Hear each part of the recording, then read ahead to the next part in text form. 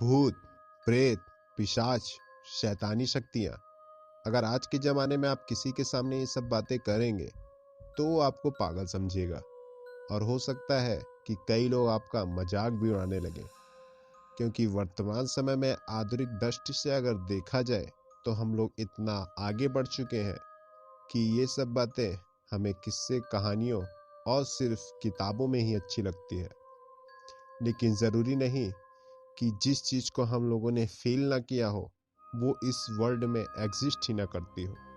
Hello friends, स्वागत है आपका इस स्कैरी वर्ल्ड में।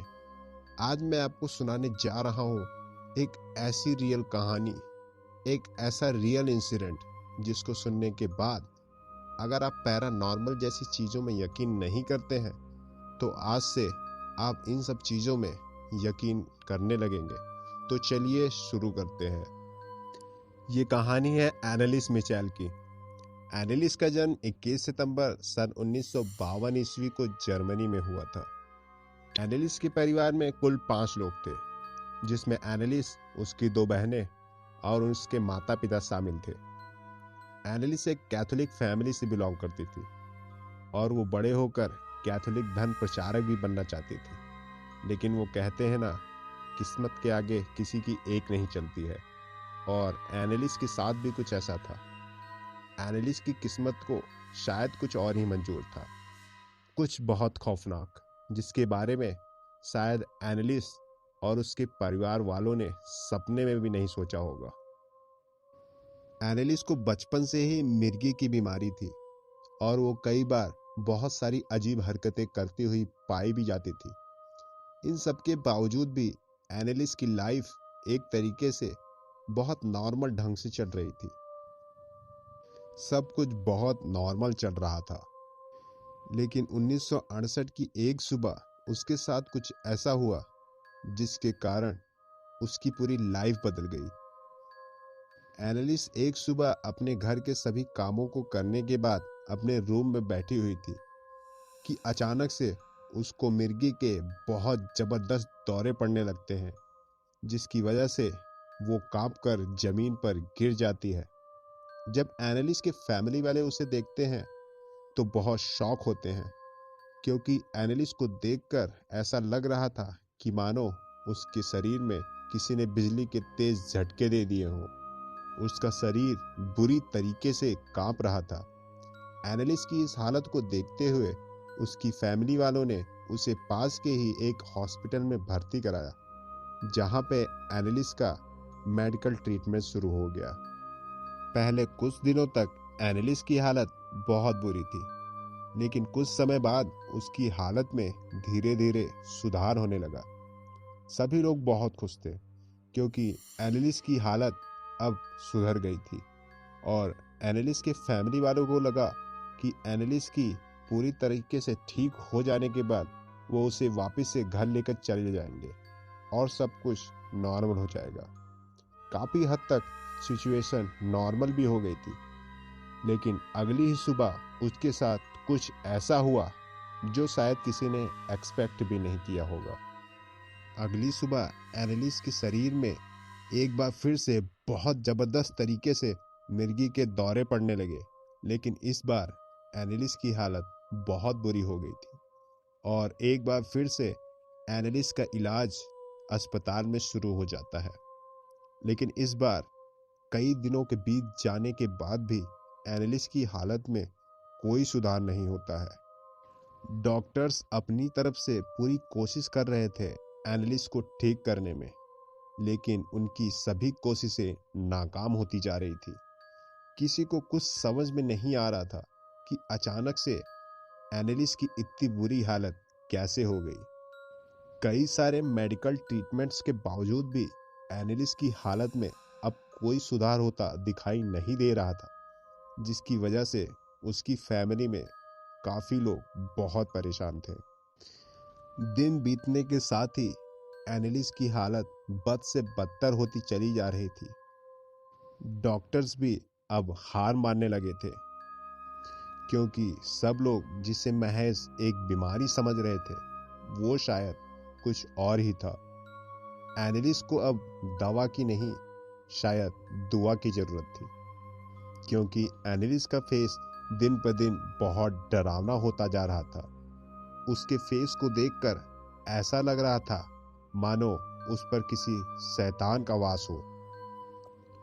उसके फेस को देखकर ये साफ पता लग रहा था कि एनालिस अब किसी शैतानी शक्ति के वश में है। 1970 तक एनालिस अब पूरी तरीके से पोजेस हो चुकी थी। एनालिस की हालत बहुत ही ज़्यादा बिगड़ चुकी थी, जो अब शायद कभी नहीं ठीक होने वाली थी।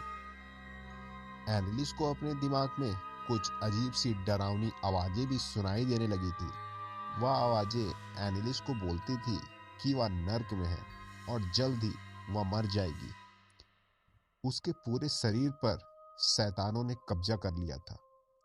इन आवाज़ों को बार बार सुनने से एनालिस अब डिप्रेशन में चली गई थी और शारीरिक रूप से काफ़ी कमज़ोर भी हो गई थी। एक दिन एनालिस ने अपने घर वालों को बताया कि इन इलाजों से उसका कुछ भी नहीं होगा, क्योंकि अब उसके शरीर पर शैतानों ने कब्जा कर लिया है। उस दिन के बाद से जब भी उसके पास कोई पवित्र चीज़ें जैसे बाइबल ले जाया जाता तो वह चिल्लाकर वहां से भाग जाती थी। कुछ दिनों बाद उसने अपने कमरों के कीड़े मकोड़ों को भी खाना शुरू कर दिया था और वह अचानक से जोर जोर में डरावनी आवाज़ों में हंसने भी लगती थी। जब भी वह हंसती थी तो ऐसा लगता था मानो जैसे कि 6 लोग एक साथ हंस रहे हो।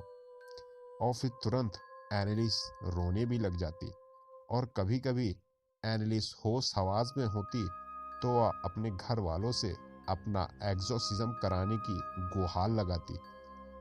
वह बोलती थी कि उसके शरीर में कुछ शैतानी आत्माओं ने कब्जा कर लिया है। उन दिनों एग्जॉर्सिज्म को वहां पर जुर्म माना जाता था और किसी भी एग्जॉर्सिज्म की अर्जी को पास होने में कई महीने लग जाते थे। कुछ दिनों बाद एनालिस के पिता को ऑल्ट नाम का एक व्यक्ति मिला, जिसने एनालिस को देखते ही बता दिया कि उसके शरीर में आत्माओं का डेरा है। ऑल्ट ने एक चिट्ठी भी भेजी जिसमें उन्होंने एनालिस पर एग्जॉर्सिज्म कराने की इजाज़त मांगी। सन 1975 के सितंबर महीने में वहां के एक पास के ही चर्च में रहने वाले फादर रेंज को एनालिस पर एग्जॉर्सिज्म कराने की इजाज़त मिली। 24 सितंबर सन 1975 को फादर रेंज ने एनालिस पर पहला एग्जॉर्सिज्म किया।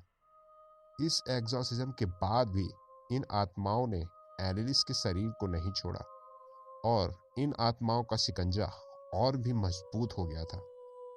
एक ऐसा समय भी आया जब एनालिस ने खाना पीना बिल्कुल बंद कर दिया और वह बहुत कमज़ोर हो गई थी, जिसके कारण आगे चल के उसे टीबी की बीमारी भी हो गई थी। एग्जॉर्सिज्म प्रक्रिया के बाद फादर रेंज को यह पता लगा कि उसके शरीर में 1, 2 या 3, 4 नहीं बल्कि 6 आत्माओं का कब्जा था, जिनके नाम आप स्क्रीन पर देख सकते हैं। यह एग्जॉर्सिज्म पूरे 8 महीने चला, जिसमें इस प्रक्रिया का उपयोग 67 बार हुआ। हर एक एग्जॉर्सिज्म 4 घंटे तक चलता और यह बहुत ही भयानक और खतरनाक होता था। एनालिस का अंतिम एग्जॉर्सिज्म 30 जून 1976 में हुआ था, जिसके बाद जुलाई की पहली तारीख को एनालिस की भयानक मृत्यु हो गई थी। डॉक्टर का यह मानना था कि उसकी मौत कुपोषण की वजह से हुई थी, क्योंकि उस समय उसका वजन महज 30 किलो ही रह गया था। लेकिन एनालिस ने अपने दांतों से अपने ही शरीर को कई जगह से काट रखा था। वह दीवारों को भी चबाती रहती थी, जिसके कारण उसके सारे दांत टूट गए थे। कई बार उसने ऊंचाई से कूदकर अपने शरीर को चोट भी पहुंचाई। इन सभी की वजह से एनालिस के शरीर पर बहुत सारे चोटों के निशान भी देखे गए थे। एनालिस ने मरने से पहले अपनी मां को यह बताया था कि वह अब नहीं बच पाएगी। वह बहुत थक चुकी है और बहुत परेशान हो गई है। एनालिस की मृत्यु हो गई। उस समय एनालिस केवल 23 वर्ष की थी। एनेलिस की मृत्यु के बाद फादर रेंज और एनेलिस के माता पिता पर एक केस भी किया गया, जिसमें यह कहा गया कि एग्जॉर्सिज्म की प्रक्रिया के कारण एनेलिस ने अपनी जान गंवा दी। इसके चलते तीनों को कई महीनों तक जेल की सजा भी हुई। आधुनिक विज्ञान का कहना है कि एनेलिस को मल्टीपल डिसऑर्डर था, लेकिन एनेलिस को सच में क्या बुरी आत्माओं ने जकड़ा था या फिर वजह कुछ और थी। वीडियो के लास्ट में मैं आपको एक ऑडियो सुनाना चाहूँगा, आप लोग इसे सुने और कमेंट बॉक्स में कमेंट करके ज़रूर बताएं कि यह एक मेंटल डिसऑर्डर था या कुछ और।